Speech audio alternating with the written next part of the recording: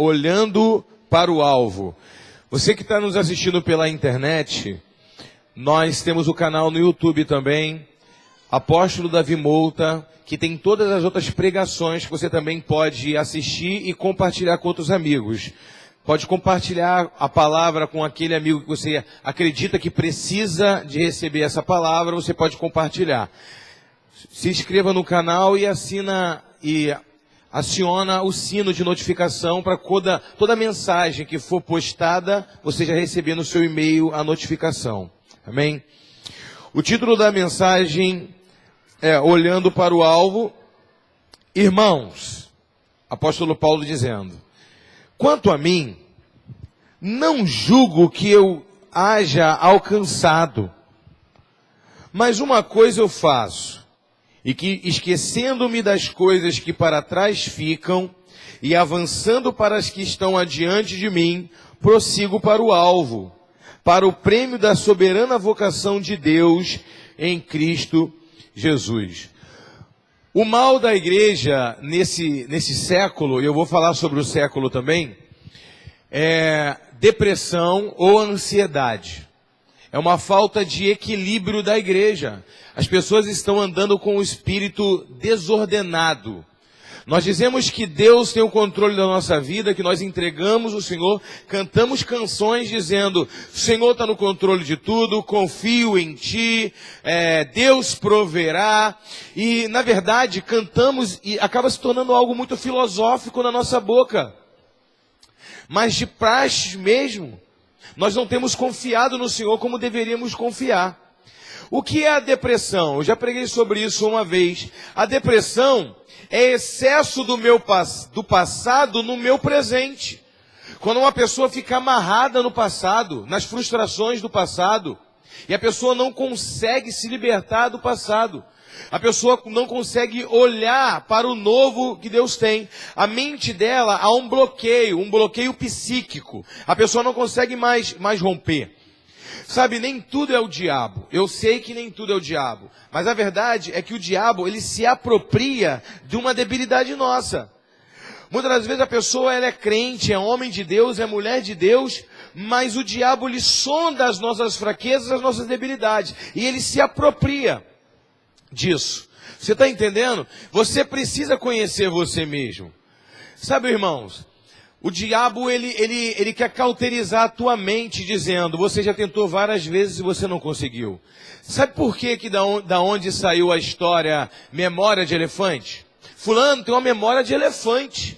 Porque um elefante, quando ele é pequeno, eles prendem um elefante com a corrente perto de uma árvore e ele tenta sair de perto da árvore várias vezes e não consegue, ao ponto de se ferir. Prendem ele no pescoço, prendem ele na perna, e ele tenta várias vezes. Quando já é grande, não precisa mais colocar corrente nele.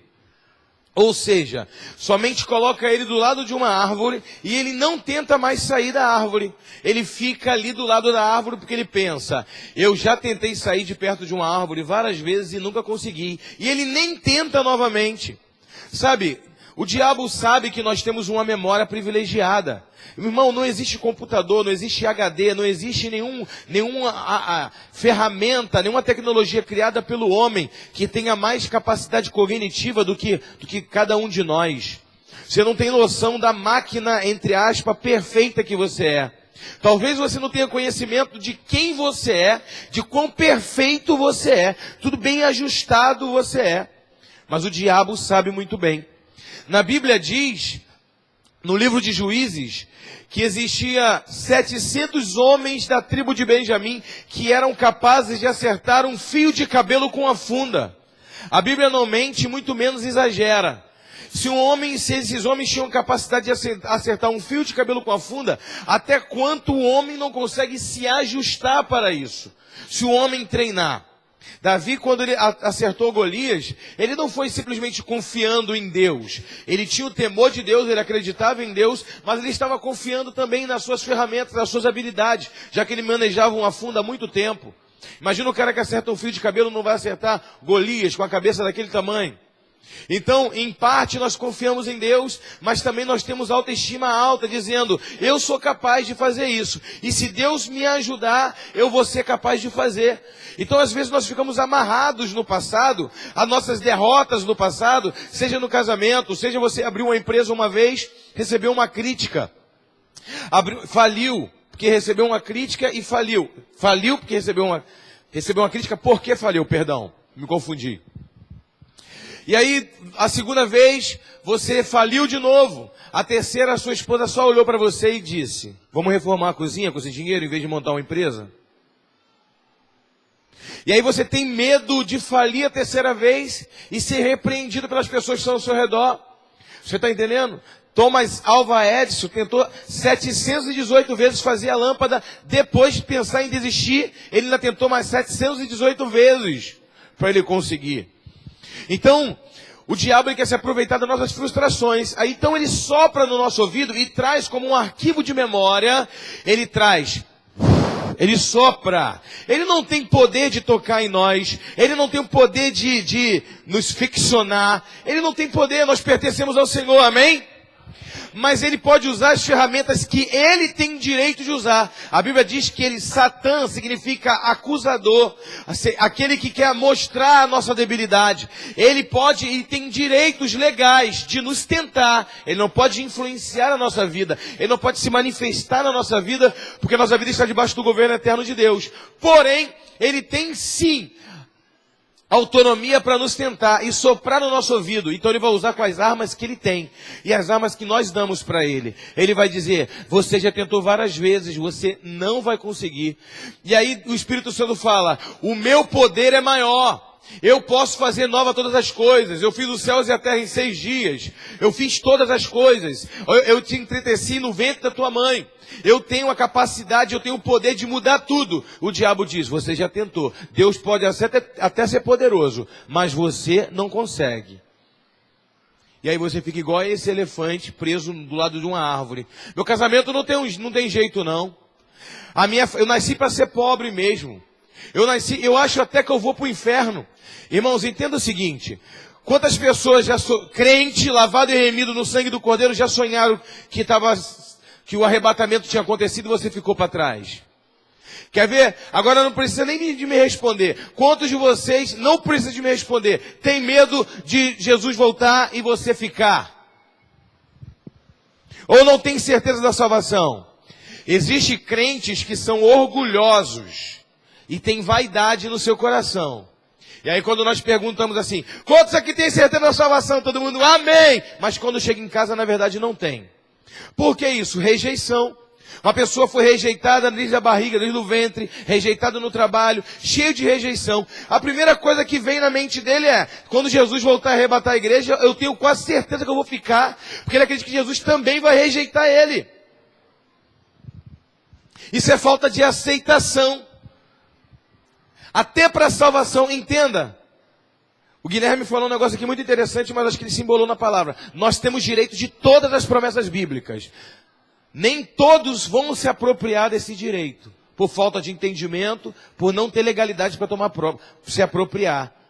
Por negligenciar preceitos, princípios. Por não conhecer quem ele é no reino.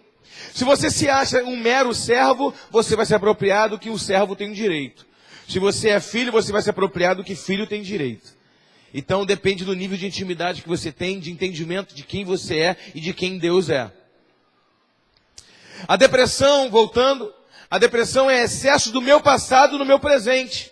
Aonde a pessoa pensa, eu nem vou reagir, porque eu já sei no que isso vai dar. Eu já sei, mas fulano, Deus é poderoso para fazer coisas novas. Eu sei que Deus é poderoso. O problema não é Deus, o problema é meu marido. Deus faz coisas novas. O problema é meu marido. Eu sei que Deus é poderoso para fazer coisas novas. Eu sei que Ele é, mas não adianta. Eu sou pobre mesmo. Meu pai foi pobre a vida toda. Morou de aluguel a vida toda. Sempre com dificuldade. Eu sei, eu conheço. O senhor não me entende, pastor. O senhor não me entende. O senhor não sabe o que está passando pela minha cabeça. A minha cabeça é muito complexa. O senhor não me entende. Pois é, graças a Deus que eu não te conheço. E Deus te conhece. Isso é mentira. Ou Deus é poderoso para fazer todas as coisas, ou Ele não é poderoso para fazer nada.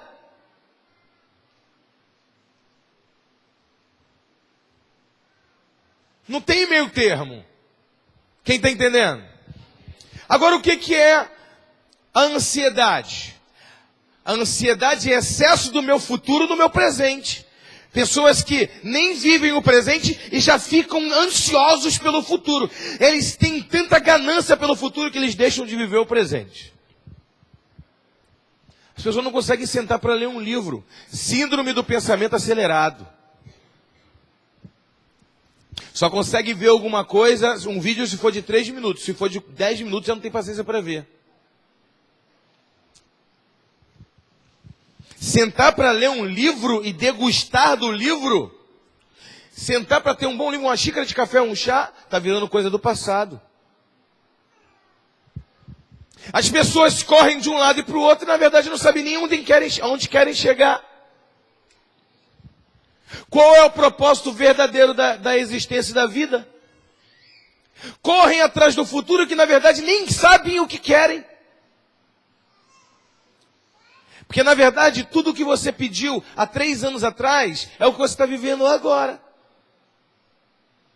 E agora o agora chegou, que é o teu hoje, e você está querendo cobiçar o que é o que está vindo amanhã. E deixando o que Deus te deu hoje passar. Então, a ansiedade é excesso do meu futuro no meu presente. Nós temos que ter equilíbrio. Apóstolo, tem que abandonar o passado? Não tem como tu abandonar o passado. Mas você pode selecionar coisas que te edificam, até erros do passado para reconstruir o teu presente. Mas não ficar preso, acorrentado no passado. Você tem que pensar no futuro? Claro que você tem que projetar coisas, mas também não ficar aprisionado no futuro. E o que é estresse? Estresse é excesso de presente no meu presente. São pessoas que vivem tão intensamente o presente que elas são atarefadas com tantas coisas. Já viu aquelas pessoas que marcam 3 compromissos no mesmo dia e não cumprem nenhum?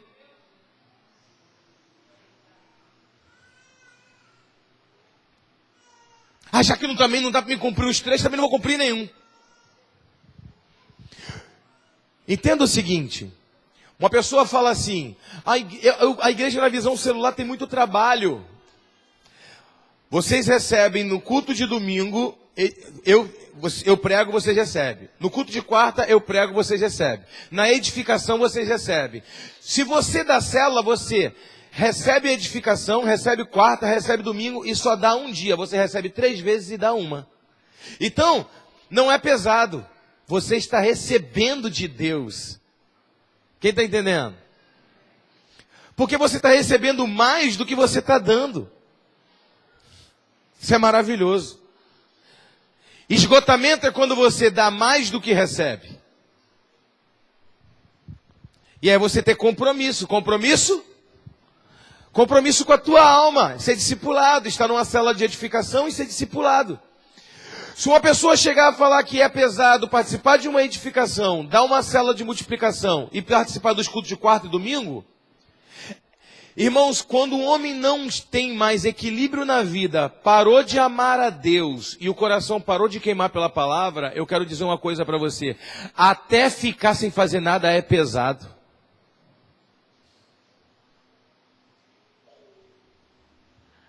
Quem já ficou o dia inteiro sem fazer nada, falou assim, meu Deus, nada para fazer.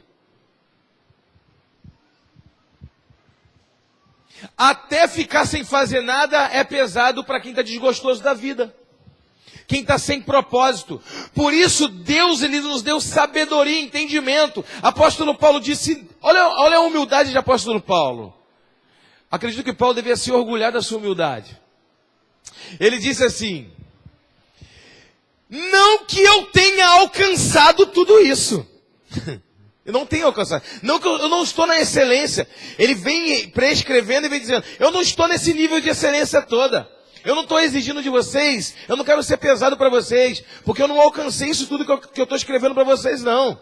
Tá? Não que eu tenha alcançado tudo, mas uma coisa eu faço. Eu olho para o alvo, ou seja, eu deixo as coisas que para trás ficaram e sigo e prossigo para o alvo, para receber o prêmio da soberana vocação de Deus que está em Cristo Jesus. Meu irmão, entenda, eu vi uma frase de Paulo Vieira no livro dele que diz assim, O presente, o que é o presente? São microsegundos que impiedosamente não cessam de se tornar passado. Uau! Diga uau! São eu vou até repetir. São eu queria que essa frase fosse minha, para eu postar no Face. Tem coisas que Deus dá para alguns homens que a gente fica, pô, podia ter ser meu, vou ocultar a fonte. Presentes são microsegundos que impiedosamente não cessam de se tornar passado. O que eu acabei de falar agora se tornou passado. O que Deus diz é, se você manter uma vida equilibrada, você vai largar a mão, vai aprender com o passado, vai se projetar para o futuro e vai viver de maneira intensa e produtiva e frutífera o presente. Porque o seu presente só acontece se você fizer alguma coisa por ele. Por isso que é a palavra presente, Deus te deu. Porque hoje é o dia que o Senhor me deu. Hoje é o dia para eu abraçar minha esposa. Hoje é o dia de me reconciliar. Fazer algo novo para mudar o meu futuro. Como disse também John Maxwell, o que eu vou ser amanhã, eu estou me tornando agora. Eu não tenho como ser um pastor de 10 mil pessoas se primeiro eu não tiver 1000. Romário disse, eu sou tetracampeão. Pelé disse, eu queria ver tu ser tetra sem antes ser tri. Você seria campeão, não seria tetra. Alguém fez um caminho para você chegar onde você chegou agora. Todos vocês são importantes para a obra, colaboradores. Nenhum de vocês aqui são dispensáveis. Todos são indispensáveis. Cada um tem uma importância para o reino. Vocês têm que se encontrar aonde o que Deus tem para vocês, o que Deus quer de vocês. A autorresponsabilidade. Se você falar, é pesado demais da célula, lembre-se que até ficar à toa é pesado. E quando você lê aquele versículo que Salomão disse, vai ter com a formiga preguiçoso, tu vai se sentir pior ainda do que uma formiga.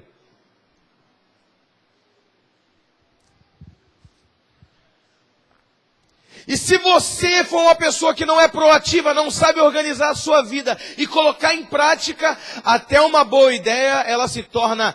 o passado, gente, é interessante que o passado, ele está no plano virtual. O que é o plano virtual? Quando você pensa, ele está aqui, é virtual, só você está vendo. Está aqui na sua mente, está acontecendo. O passado, você consegue idealizar ele aqui na sua mente agora, lembrar de algo. O futuro também, mas o presente não. Porque até o que você pensa se torna passado em frações de segundos. O presente ele só acontece quando você realiza. Então tudo o diabo quer que você pare com tudo, desista de tudo, para você não ficar no passado, não alcançar o futuro e perder até o presente. O meu presente eu estou tocando nele. Eu posso decidir o que eu faço aqui. Jogo no chão e quebro ou mantenho ele a salvo. Mas eu toquei no meu presente. Se eu só olhar, o pensamento no plano virtual, ele existiu na minha mente, já se tornou passado e não foi manifestado a ninguém. Ele se perdeu. Quantos aqui já tiveram uma ideia e não colocou em prática e 1 ano depois, 2 anos depois você pensou... Eu vou colocar em prática, mas você já não sente mais força de colocar aquilo em prática. Porque se tornou passado nas suas ações, se tornou passado na sua mente, você perdeu o desejo de colocar aquilo em prática, porque aquilo ali até na tua mente se tornou antiquado. Se você pensar em algo e não colocar em prática na hora, irmão, ou num pequeno prazo, ou 1 mês, 10 dias... Pelo menos colocar no papel, idealizar algo, botar no papel, escrever, gravar alguma coisa para poder você logo em seguida tornar aquilo ali, fisicalizar aquilo, vai se tornar passado na sua mente e logo vai ser abortado da sua mente. O diabo quer anular a sua história, irmão. O diabo quer, por isso Jesus disse, Paulo disse, olhe para o alvo, porque o alvo que é Cristo...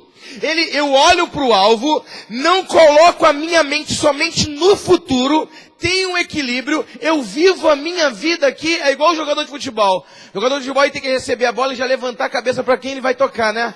Não é assim que fala assim, levanta a cabeça, tu não levanta a cabeça, tu não sabe que vai tocar, e fica perdido, acaba perdendo a bola. Tu só levanta a cabeça para ver qual vai ser o próximo passo, mas tu fica focado no que tu está fazendo agora.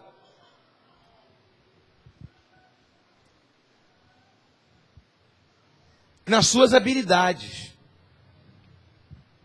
Quem está entendendo? Quantos podem dar uma salva de palmas para o Senhor?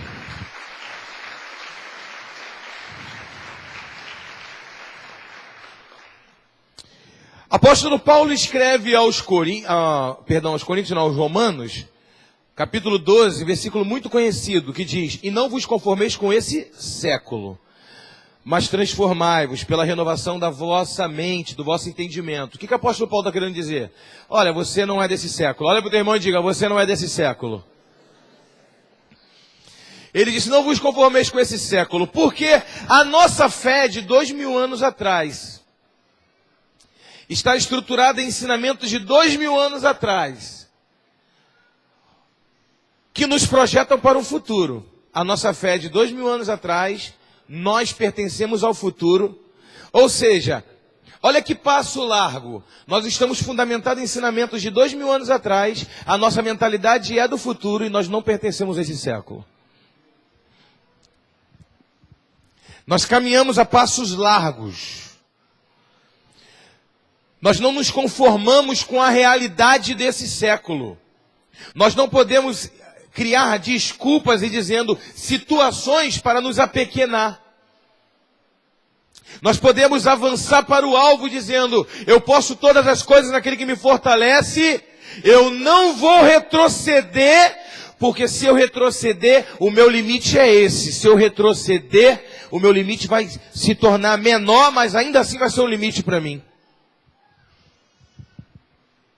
Se você tem uma mão sadia, tu pega 30 quilos na palma da mão. Se tu tem uma mão doente, você vai pegar 2 quilos e vai doer teu braço. Você recuando a mão e não pegando nada, tua mão vai atrofiar.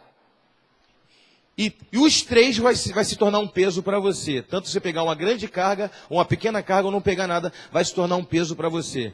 Então é melhor você pegar uma grande carga e poder não se gloriar na sua carne, mas poder dizer: pelo menos eu tenho potencial.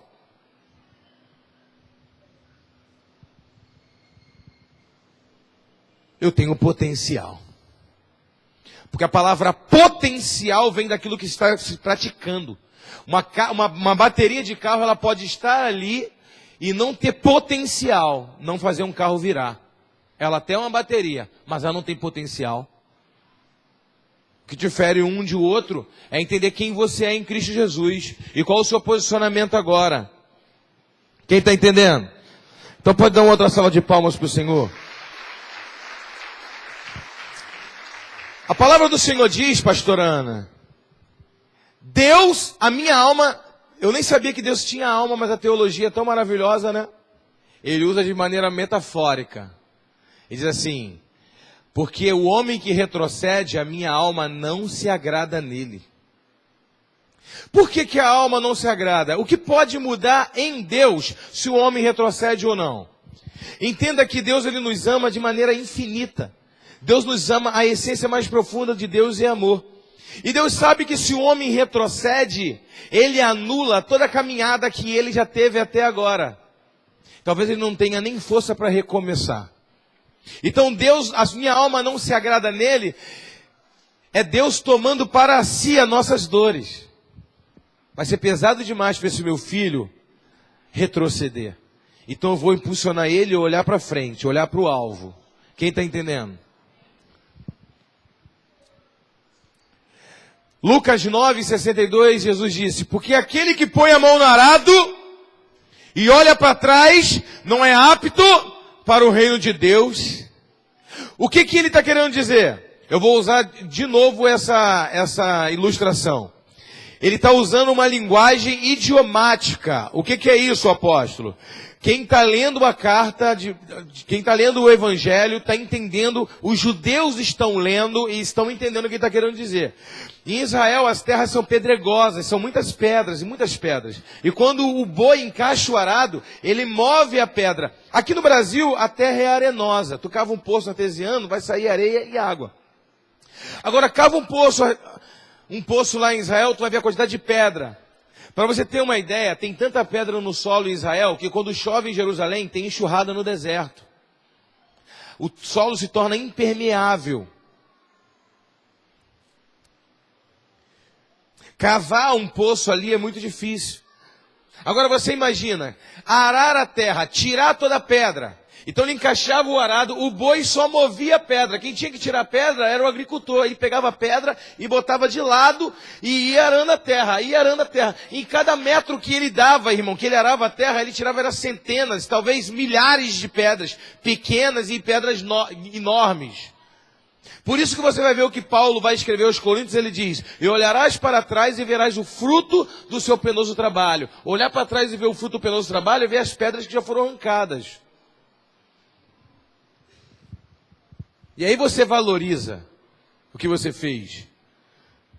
Uma pessoa que começa uma faculdade, faz estuda 1 ano e meio, e vai trocar de faculdade, eu resolvi, vou fazer outra. Ele tinha que ir lá, sentar no escritório dele e olhar os trabalhos que ele fez, a prova, todos os trabalhos, para ele valorizar aonde ele chegou, para ele pensar, antes de eu querer mudar de curso, eu vou terminar esse, depois eu faço outro. Que pode ser uma estratégia do diabo para não ter nenhum e nem outro. Você tem que valorizar o fruto do teu penoso trabalho.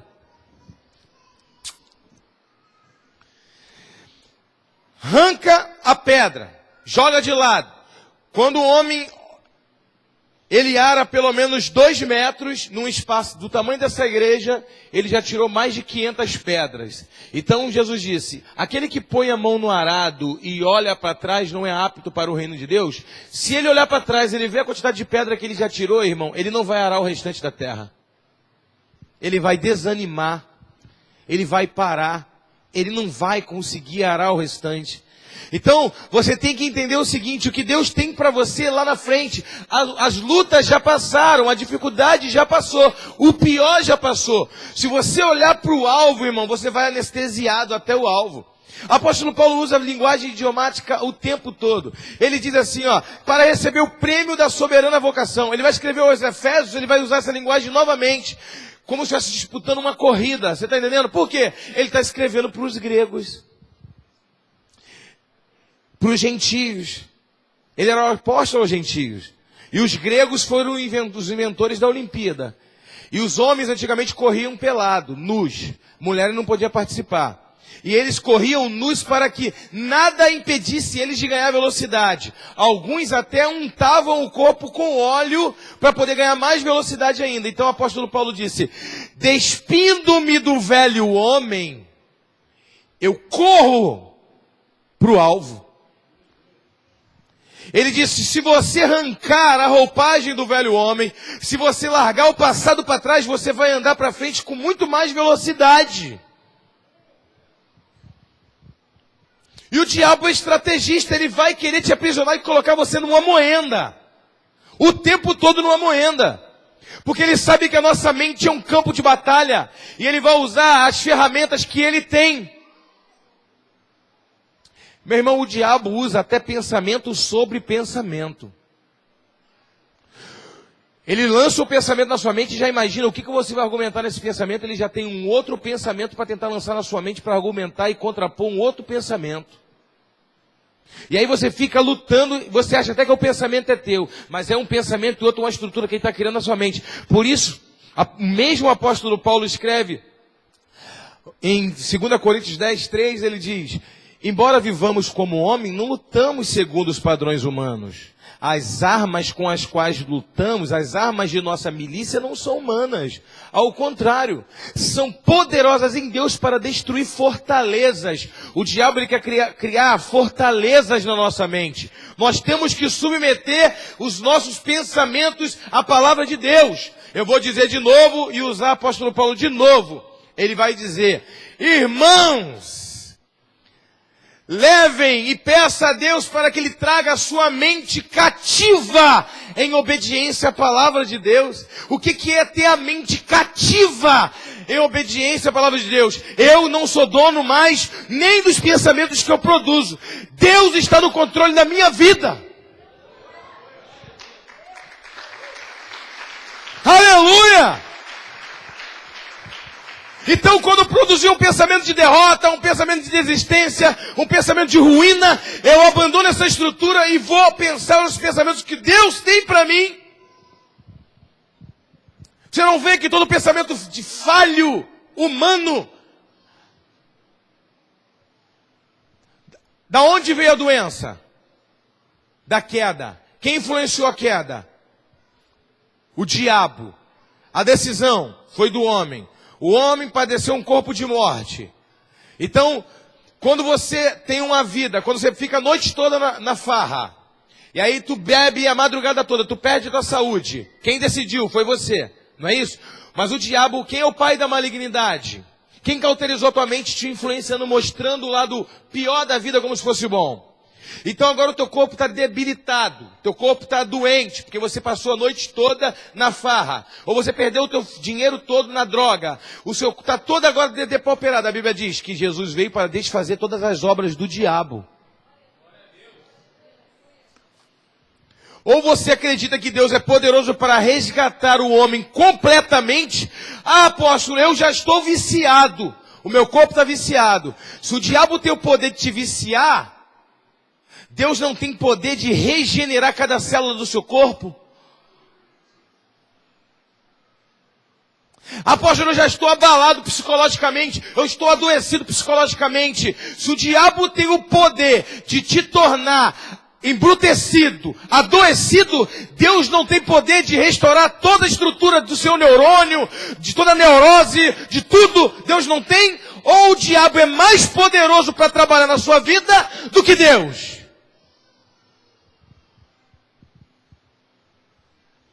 Quem está entendendo? Então dê uma salva de palmas para o Senhor. O que eu tenho que fazer é prosseguir para o alvo. E Deus vai trabalhar na minha vida andando para o alvo. Eu não posso olhar para trás. Para o alvo.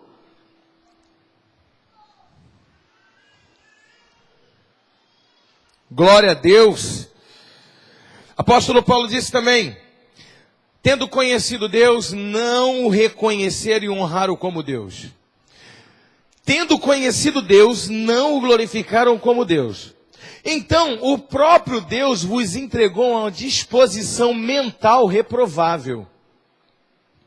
O homem, ele conheceu a Deus, resolveu ficar preso no passado, e Deus entregou o próprio homem a produzir a sua própria malignidade. Um homem que tem uma mente para produzir coisas nobres, por exemplo, amar a família, trabalhar, produzir, cuidar da humanidade, agora ele compra um revólver e mata a humanidade. O homem que nasceu para cuidar da natureza, ele defeca dentro do rio. O homem que a mente dele foi totalmente depauperada ao nível do diabo, porque um dia ele tendo conhecido a Deus, negou o conhecimento de Deus. Ele retrocedeu, a alma de Deus não se agrada nele. Um dia você destruiu a tua casa, destruiu a tua família, destruiu a finança da tua família, a paz da sua família, mas agora você conhecendo Deus, todas as coisas serão restauradas através de Deus trabalhando na sua mentalidade novamente, regenerando todas as coisas, desfazendo todas as obras do diabo. Essa é a promessa, meu irmão. Você precisa tomar posse disso. Você precisa entender isso.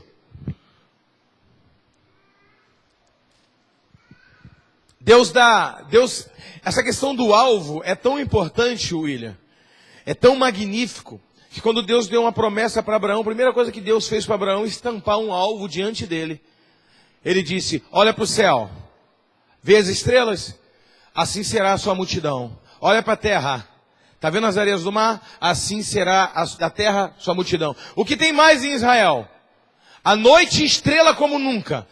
De dia, terra, areia em tudo qualquer lugar. Então Abraão, ele andava de manhã, ele andava de noite, sem perder o alvo, a promessa.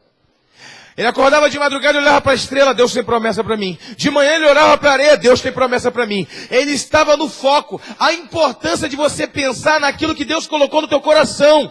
Coloca diante de você coisas que te motivam a conquistar o que Deus tem. Arranca de perto de você coisas que te desestimulam a ser aquilo que Deus determinou para você, irmão.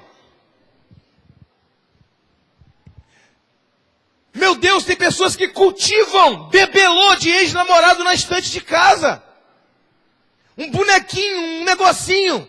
Eu não jogo fora não, tem nada a ver não. Toda vez que olha para aquele bebelôzinho, lembra do ex-namorado, fica amarrado, preso. Sabe, irmãos, em nome de Jesus, sai do passado, avança para o futuro. Deus tem coisas novas para você. Fica preso, remoendo sentimentos. A Bíblia diz que Ló, em vez de andar com um homem visionário, diga, ande com pessoas visionárias. Irmão, você pode falar com quem você quiser, conversa com quem quiser, não faça acepção de pessoas, não desmereça as pessoas só porque você é crente, mas andar contigo, você tem que selecionar.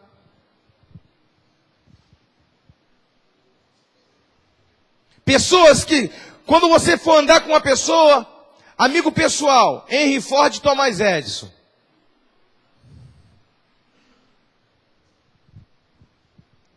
Mesaque, Sadraque e Abednego. Tu acha que os três tinham fé para vencer a fornalha? Um só tinha. A fé de um influenciou as duas. Ou tu acha que vai ter três homens com o mesmo nível de fé na mesma comunidade da fé, assim, com esse nível? Um influenciou o outro. Se você andar com um e falar assim, cara, com vontade de fumar uma maconha hoje, pô, eu também, cara. Ah, vamos fumar? Cara, tô com a vontade de construir algo, de vencer na vida, de fazer um curso, uma faculdade. Vamos embora fazer. O que tu tem na tua mente? O que Deus estampou diante de você? Deus estampou os céus e a areia do mar. É promessa. Meu irmão, então vamos caminhar junto. Eu quero andar com um homem visionário. Ló estava andando com Abraão, cresceu, prosperou, ao ponto de os pastores de Ló se degladiarem com os pastores de Abraão. Meu irmão, ele veio chegar para Abraão, em vez de falar, não tio, tá tranquilo, tá favorável. Os pastores têm que se entender, a gente vai andar junto porque eu estou prosperando do teu lado. Ele vai lá e brigar com Abraão por causa dos pastores dele. O cara não tinha nem um gado, agora ele tem vários pastores, irmão, ao domínio dele. Então Abraão diz assim, escolhe um lado. Para onde você quer ir? Se tu escolher para a direita, eu irei para a esquerda. Se tu escolher para a esquerda, eu irei para a direita. Eu vou provar para você que o problema não é a terra, que a prosperidade está no coração e na mente. Dá 1 milhão na mão de um homem com a mente miserável.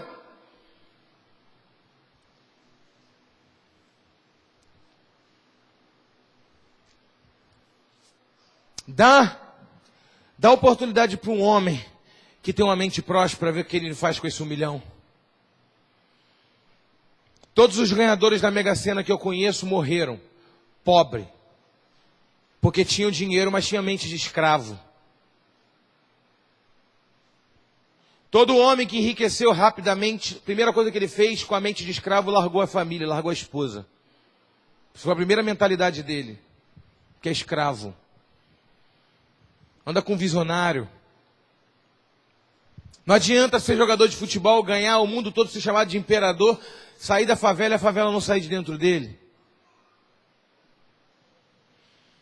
Não adianta o homem não querer se mostrar humilde e se mediocrizar a si mesmo.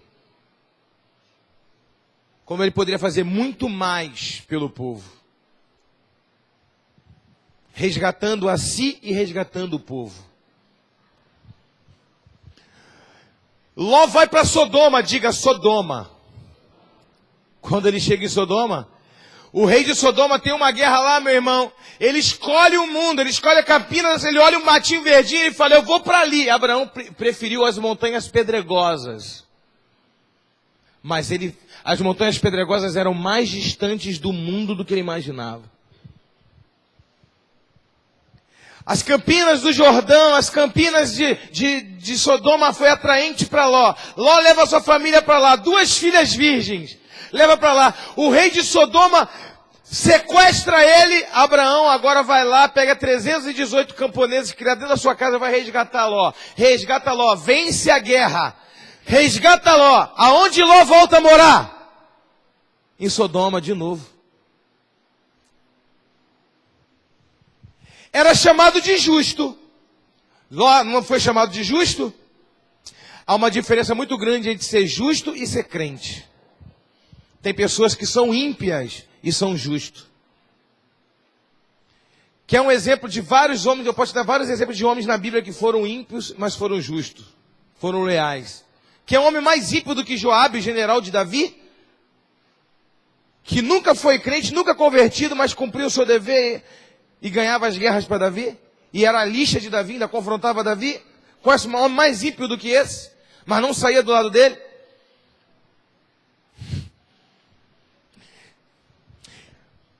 De que adianta ser justo, mas flertar com o mundo? De que adianta ser justo e flertar com o mundo?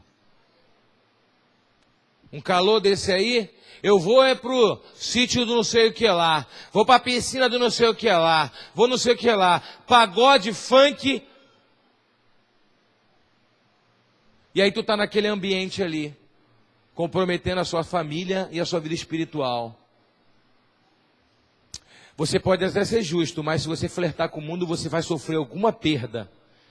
A Bíblia diz que os anjos chegam na casa de Ló pela intercessão de Abraão e diz assim: entra, Ló diz, entra, fica à vontade. Os homens vão até a casa de Ló querendo ter relação, os homens perversos da cidade de Sodoma, querendo ter relação sexual com aqueles homens. Ló não sabia que era justo. Primeira coisa que ele oferece é as filhas virgens dele.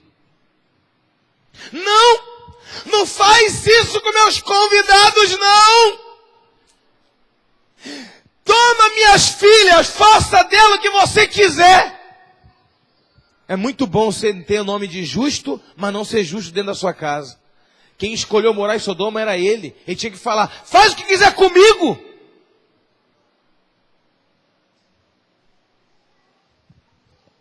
Ele escolhe morar no mundo, leva a família dele, agora oferece a filha dele de bandeja.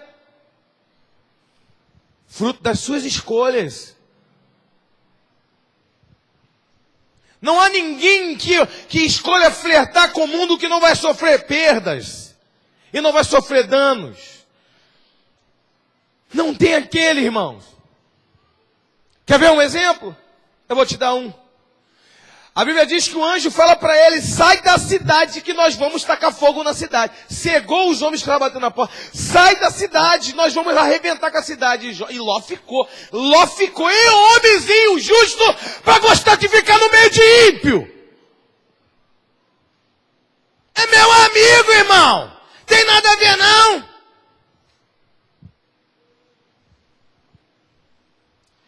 E aí a Bíblia diz que, lê o texto. O texto diz que pela misericórdia de Deus, o anjo agarrou Ló e arrastou ele para fora da cidade. Sabe, tem gente que Deus está arrastando do mundo pela misericórdia. Porque tem algum Abraão intercedendo por você. Quem pode dar uma salva de palmas para o Senhor? O anjo arrastou e disse, corre, chama o teu genros, os futuros, os pretendentes genros, marido das filhas dele. E os homens zombaram da cara dele. E aí ele quis ficar na cidade. Laço de alma. Ele pega e sai forçado. Os anjos pegam ele e levam ele forçado. A mulher dele olha para trás, diga, não olha para trás. A mulher dele vira uma estátua de sal. Tinha fogo e enxofre e sal. Alta densidade de sal. Tu sabe que o Mar Morto, ele é totalmente cheio de sal e enxofre. Ao ponto de não ter animal nenhum ali, não sobrevive nada. Por isso que o nome é Mar Morto. E ali, a cidade de Sodoma e Gomorra era naquelas mediações. A estátua de sal, o fogo consumiu a carne dela de maneira tão rápida que o sal cristalizou e ficou só o sal, a carne se desfez e ficou só o sal no formato do fogo. O sal, Jesus disse que nós somos o sal da terra. Se o sal for insípido, não te perdeu o sabor, não servirá para mais nada, a não ser para ser pisado pelos homens. O sal, mesmo quando perde o sabor, ainda assim ele vai conservar. Nem que seja para ser a sua incredulidade, o seu pecado, ele vai conservar.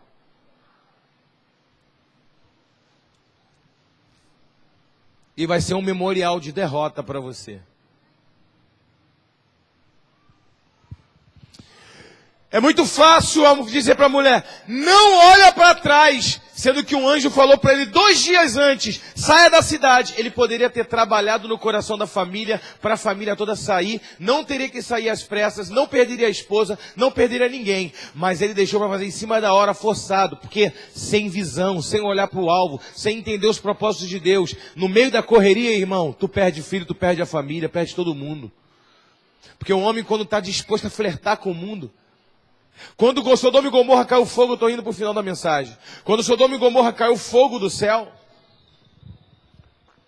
que a mulher dele virou uma estátua de sal, ele encheu a cara de vinho, diga, encheu a cara. Diga, o justo encheu a cara de vinho. Eu queria saber qual o sentido de justo. Justo para quem? Você pode ter até o nome de justo. Mas as obras, elas apontam para essa realidade?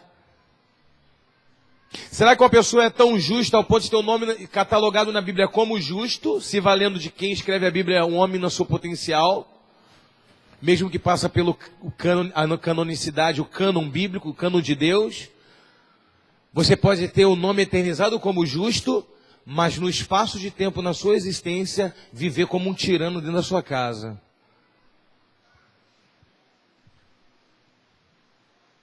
Fulano é justo, mas entrega até a virgindade para a filha para um estranho, negocia.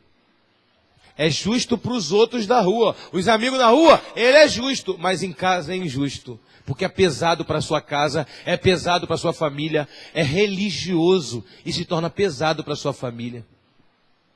Aquelas pessoas que pregam, né? Bonito, filosoficamente, nossa, que pregação. Esse homem prega muito. Gideão é pouco para esse homem. Esse homem tinha que estar nas galáxias, tinha que estar do lado do trono de Deus. Mas em casa ele não é tão justo assim. A Bíblia diz que ele não acreditou que iria cair fogo do céu. Não adianta ser justo e não ter fé. Porque sem fé é impossível agradar a Deus. As filhas deles embebedam ele. As filhas deles têm relação sexual com ele.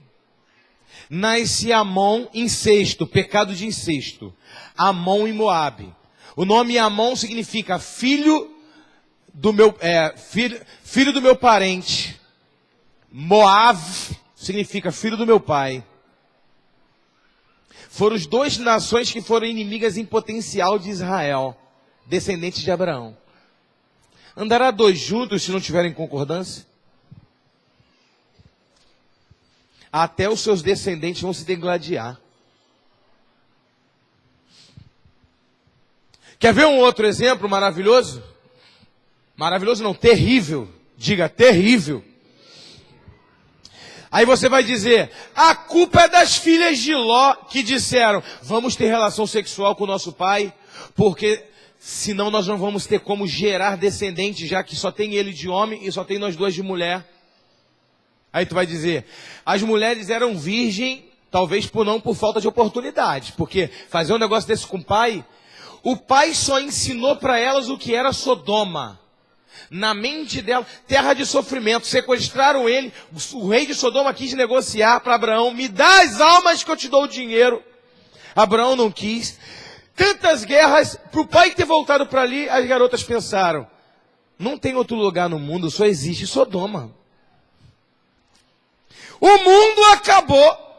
Elas se deitaram com o pai com medo de não existir mais homem no mundo. Sabe por quê? Um pai com a mente tão medíocre, tão bitolada, só ensinou a filha o que era o mundo do pecado. Elas não acreditavam que tinha outro mundo fora dali, que tinha outros homens. Vamos ter relação sexual com o nosso pai, para que a nossa descendência não acabe em nós. Como que um homem pode ter uma mente tão medíocre ao ponto de não ensinar a família que existe um mundo fora de Sodoma? Como que você pode querer que os seus filhos tenham pudor?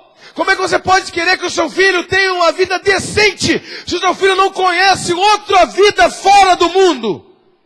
Se ele cresceu bebendo, vendo tu bebendo na tua casa, fumando na tua casa, se ele cresceu com quebra-pau na tua casa, se ele cresceu no meio de briga, de palavrão, de ofensa, como que você quer que o teu filho tenha um entendimento de um outro mundo, de uma outra realidade, se ele foi criado nesse contexto, inserido nesse contexto? Como você pode ensinar para o teu filho que existe casamento de paz, se ele cresceu no lar conturbado?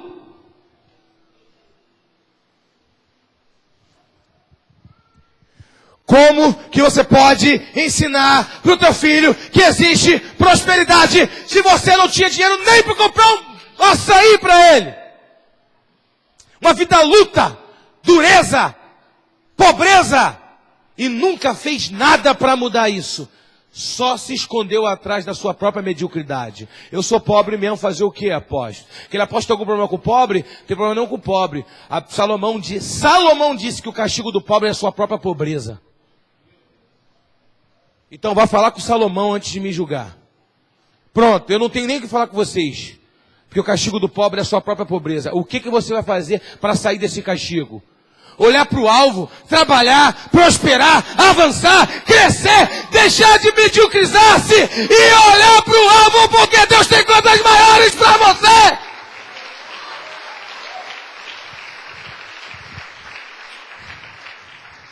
Se coloque de pé.